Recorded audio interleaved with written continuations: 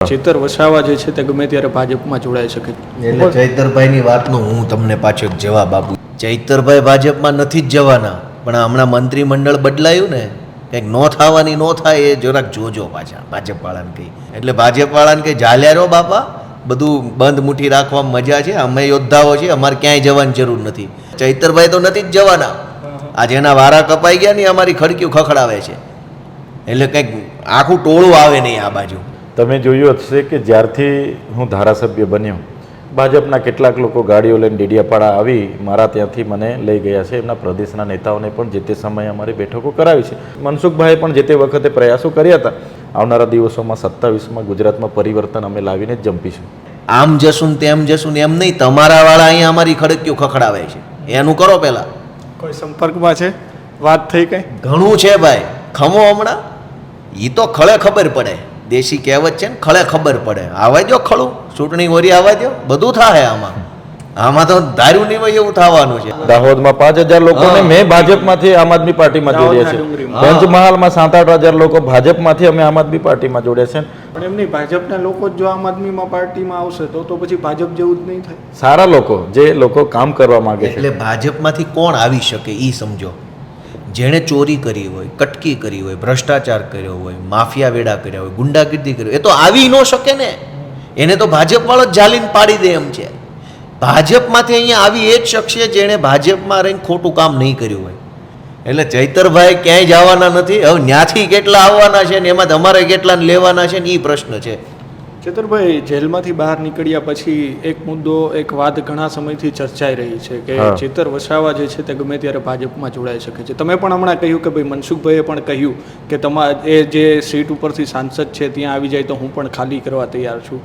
શું કહેશો આ બાબતે? તમે જોયું હશે કે જ્યારથી હું ધારાસભ્ય બન્યો, ભાજપના કેટલાક લોકો ગાડીઓ લઈને ડેડિયાપાડા આવી મારા ત્યાંથી મને લઈ ગયા છે. એમના પ્રદેશના નેતાઓને પણ જે તે સમયે અમારી બેઠકો કરાવી છે.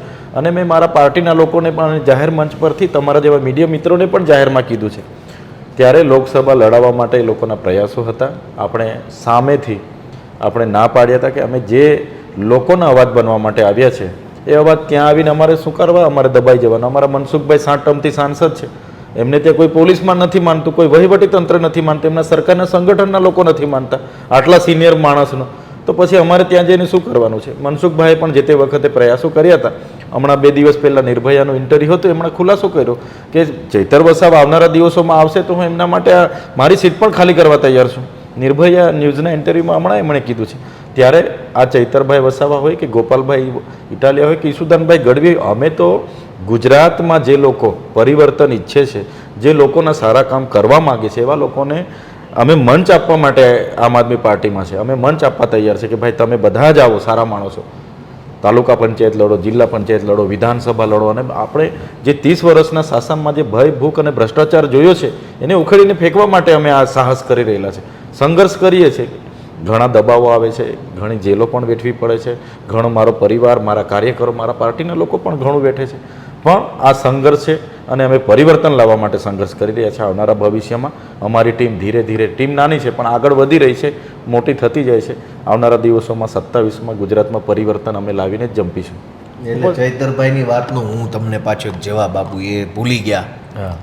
ચૈતરભાઈ ભાજપમાં નથી જ જવાના, પણ હમણાં મંત્રીમંડળ બદલાયું ને, કંઈક નો થવાની નો થાય એ જરાક જોજો પાછા ભાજપવાળાને કહી. આમાં લાઈનો લાગી ગઈ છે, અમારા ડેલે આવીને બેઠા છે કેટલાય. એ ખબર છે તમને? ચૈતરભાઈ તો નથી જ જવાના. આજે એના વારા કપાઈ ગયા ને અમારી ખડકીઓ ખખડાવે છે, એટલે કંઈક આખું ટોળું આવે નહીં આ બાજુ. એટલે ભાજપવાળાને કંઈ ઝાલ્યા રહો બાપા, બધું બંધ મુઠ્ઠી રાખવામાં મજા છે, અમે યોદ્ધાઓ છીએ, અમારે ક્યાંય જવાની જરૂર નથી. અમે રાજનીતિ અમારા દમ પર ઊભી કરી છે. ચૈતરભાઈ હોય કે ગોપાલભાઈ કે ઈશુદાનભાઈ પોતાના સંઘર્ષના દમ પર જગ્યા બનાવી છે. કોઈના અહેસાન નથી અમારા ઉપર. ભાજપના તમામ નેતા ઉપર છે ને અહેસાન છે, ભાજપ પાર્ટી કે નરેન્દ્ર મોદીનું. ભીખમાં ટિકિટો ને ભીખમાં હોદ્દા છે. અમારી ટિકિટો, અમારા હોદ્દાઓ સંઘર્ષના દમથી બનેલા છે. એટલે અમે આમ જશું ને તેમ જશું ને એમ નહીં, તમારા વાળા અહીંયા અમારી ખડકીઓ ખખડાવે છે, એનું કરો પહેલા. કોઈ સંપર્કમાં છે? વાત થઈ કઈ? ઘણું છે ભાઈ, ખમો હમણાં. એ તો ખળે ખબર પડે, દેશી કહેવત છે ને, ખળે ખબર પડે. આવવા દો ખળું, ચૂંટણી વરી આવવા દો, બધું થાય આમાં. આમાં તો ધાર્યું નહીં હોય એવું થવાનું છે. એટલે અત્યારે બધું ભાજપવાળા ભલે મજા લે આવી બધી વાતો પૂછીને ને ફેલાવીને, પણ જેથી ખળું આવશે ને તેથી ખબર પડશે કે લે આ તો ઊંધું થયું. ઘણા કોન્ટેક્ટમાં છે ભાઈ, અને વાટે જ બેઠા હતા કે સારો વિકલ્પ આવે, વ્યવસ્થિત વિકલ્પ આવે તો જોડાઈ જ જવાનું છે. આજે જ રાજકોટમાં ચાલુ કોર્પોરેટરના હસબન્ડ પ્રતિનિધિ જોડાણા. ભાજપના એ બેન ભાજપમાં ચાલુ કોર્પોરેટર છે, એમના હસબન્ડ આજે આમ આદમી પાર્ટીમાં જોડાણા. જિલ્લા પંચાયતના કેટલાય સભ્યો જોડાણા. આ તો નાના પાયે શરૂઆત છે, ઉપર તો ક્યાંય જઈને ઊભું રહે હજુ કલ્પનાય નથી. એટલે ચૈતરભાઈ ક્યાંય જવાના નથી. હવે ત્યાંથી કેટલા આવવાના છે ને એમાં અમારે કેટલા લેવાના છે ને એ પ્રશ્ન છે.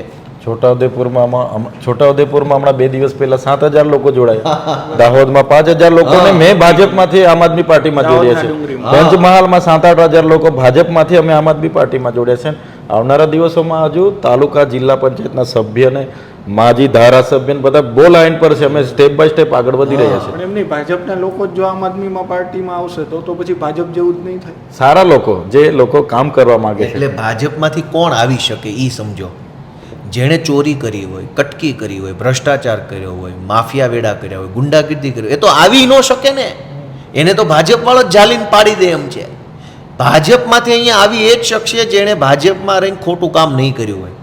ખોટું કર્યું એની હિંમત છે ભાજપ છોડવી. એટલે કંઈ અહીંયા ભાજપવાળો આવશે ને અહીંયા બધું ખરાબ થઈ જશે એવું નથી. જેણે ભાજપમાં રહીને પાપ કર્યું છે, અપકૃત્ય કર્યું છે, એ થોડો અહીંયા આવવાનો જ છે. અને એ આવશે તો અમે કંઈ થોડા એને લઈ લેવાના છીએ.